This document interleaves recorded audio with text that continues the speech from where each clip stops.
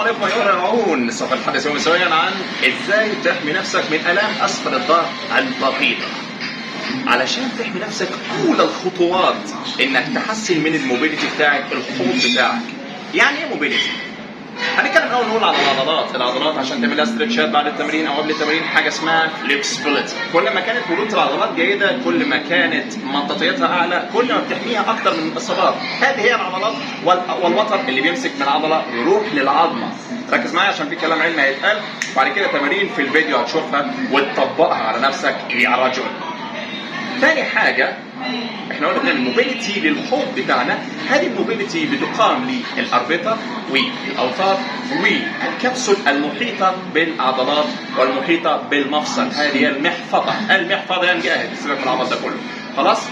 بتركز على الكلام ده كله، بتعمل درجة مطاطية عالية لهذه الأشياء، تحميك أيضا من الإصابة. وتمارين الموبيليتي أيضا بتركز معاك على إن هي بتمرن البلفيك فلور ماسلز. ما هذه العضلات؟ العضلات العميقة بقاع الحوض. نعم، العضلات العميقة أيضا بتشارك معنا في هذه التمارين البغيضة.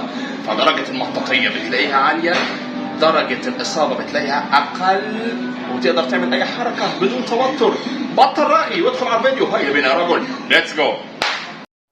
مبدئيا كده الحركات دي مش بنعملها كلها، بنختار منها 4 ل 5 أشكال فقط. يعني أول حاجة بنعمل وضع القرفصاء اللي هو السكوات، وبننزل الآخر خالص برجلينا ونطلع نفرد الحوض للآخر، نفرد كعب رجلينا، ندوس بكعب رجلينا تحت، نطلع نفرد الحوض للآخر خالص وبنعمل ببطء. بعد كده وضع القرفصاء وبنطلع نشد الجذع للآخر خالص يمين ويسار وببطء، بنشد الجذع للآخر لحد ما نحس إن الضلوع هتتفكك من بعضها. نشد الجذع للآخر خالص، الحركة ناتجة من الحوض تحت. بعد كده بنيجي للوضع بتاع الضغط، بننزل ونرجع بالحوض لورا، بننزل نعمل 1 بوش اب وبنرجع بالهيب لورا خالص بالحوض وكعب رجلك ثابت على الأرض. نرجع تاني لنفس الوضعية برضه، نلف الجذع الآخر ولكن الرجل اللي ورا بنرجع بالهيب لورا عشان نحس إن عضلات الضمة شادة للآخر.